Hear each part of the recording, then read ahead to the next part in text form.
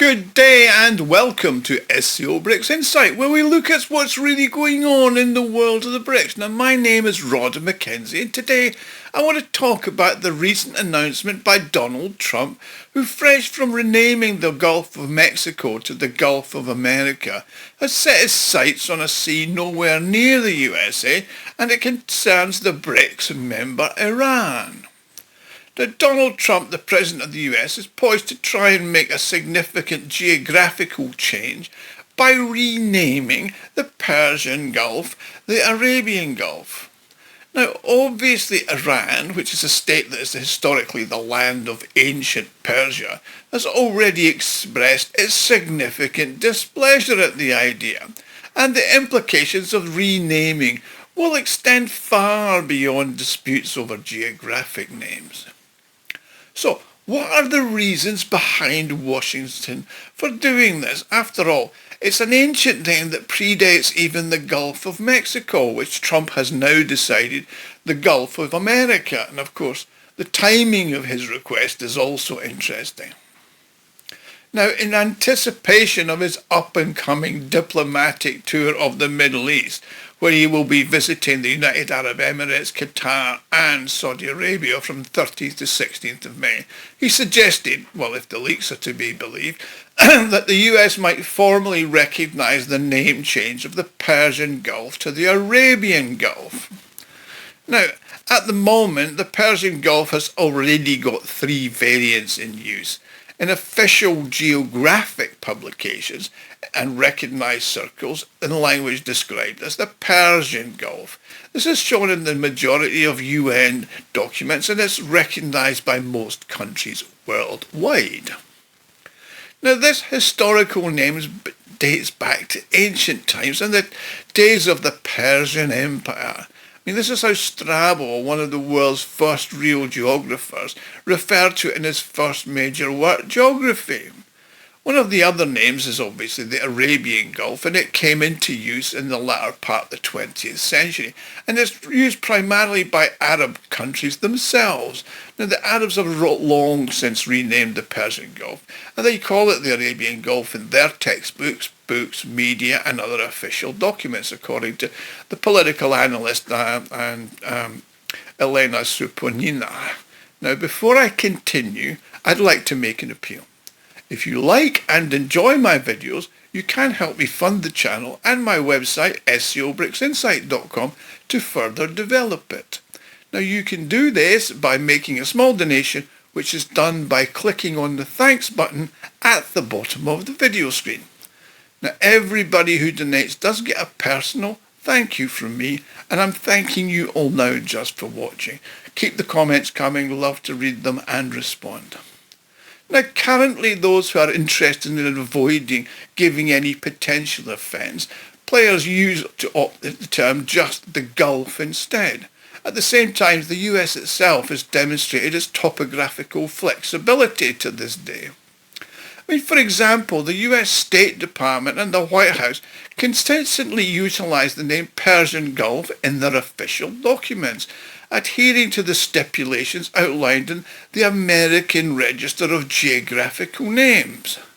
However, the US Army Central Command and the Navy frequently use the term the Arabian Gulf or simply the Gulf, especially in their documents relating to their Arab allies.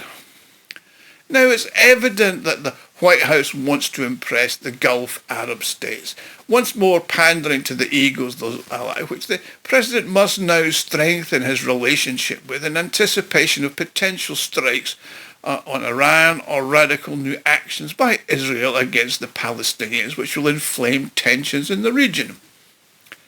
Essentially, his tendency to align himself with the Arab community is a key factor in this matter. By releasing this proposal just before his trip to the Arab states, Trump has actually paid another compliment to the rich monarchy that he loves and adores. I mean, after all, he's had long-standing family real estate business relationships with the representatives of the royal families, according to Elena Supina. Trump said, "When I arrived, I will be asked by the Arab leaders to make a decision. I have no wish to cause offence or to have the feelings of any person hurt or affected in any way. However, it should be noted that the Iranians have actually already expressed their discontent. Attempts to change the historical name of the Persian Gulf for political reasons are regarded as a hostile act towards the state of Iran and its people, and we strongly condemn them, according to the Iranian Finance Minister Abbas Araghchi. Now, he expressed hope that the absurd rumours around the Persian Gulf are nothing more than a disinformation campaign by the eternal US warriors to anger Iranians around the world. That said, however, it is evident that under the Trump administration, unfounded geographic rumours have frequently been enacted into legislation. After all, he's already renamed the Gulf of Mexico the Gulf of America. Well, at least in America, that is. Whether the rest of the world goes along with it is another matter. However, US Speaker Mike Johnson is attempting to pass legislation through the US House of Representatives that would actually formally recognize the renaming of the Gulf of Mexico into the Gulf of America. Now, it's clear that achieving a consensus on this issue will be challenging, given the opposition of several Republicans congressmen to this kind of decision. Now, this is a matter of great importance. The United States should not be acting in a dictatorial, arbitrary manner. We are above all this, said one of the congressional opposition to Congressman Don Bacon. However, according to preliminary estimates, the bill is currently gaining the necessary number of votes, and some Democrats are actually planning to support it as well. So now the task appears to be relatively straightforward. Iran has never objected to the use of names such as the Gulf of Oman, the Indian Ocean, the Arabian Sea, or the Red Sea. The use of these names doesn't imply affiliation with any particular nation, but rather reflects a general respect for the collective heritage of humanity, said Abbas Araghchi. However, this is not actually entirely accurate. The name does not imply any nationality, but it does reflect the cultural historical dominance of a country or people in the region. Therefore, the ocean that adjoins it, known as the Indian Ocean, because India, or Indian principalities as they were at the time, were the most culturally dominant players on its shore and had been for the longest period of time. Now, this was recognized by Europeans when they began referring to the ocean as the Indian Ocean back in the 16th century. Now, this was long before the US was even a British colony. Now, the same can be said of the Gulf of Mexico.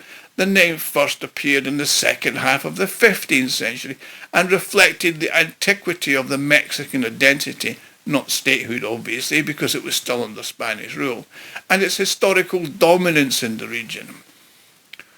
It was only in the 19th century that Americans actually established a presence on the shores of the Gulf of Mexico, and that was following the Louisiana Purchase from France, and then later the annexation of the Mexican territory of Texas and California. Now, the same principle applies to city names. In 2023, the Commission for the Standardization of Geographical Names in Poland recommend only use the name Królewice for Kaliningrad, suggesting that East Prussia was historically Polish territory. The official names of countries is Belarus, not Belarusia, Kyrgyzstan, not Kyrgyzia, and Almaty, not Alma-Ata, underscore the ethnic, cultural and political sovereignty of respective nations. So it's not surprising that a number of countries are reluctant to change their geographical names on the whims of American politicians. For instance, the Sea of Japan is referred to as the East Sea in South Korea and the Korean East Sea in North Korea. It's therefore not surprising that Iran wants its historical waters to still be called the Persian Gulf. There were periods of Persian power under the Persian Empire back in the early history, and the Greeks also particularly knowledgeable, taking this power into account, called the Gulf Persian in their chronicles, taking the name from the treatises of Persian scholars, says Alina Supanina. Furthermore, in this instance, as we've seen in the case of the Sea of Japan, East Korean Sea, the generally accepted name can become a further point of contention in territorial disputes over bodies of water.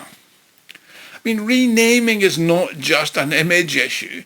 I mean, there are numerous islands in the Persian Gulf that are subject to territorial disputes at the moment.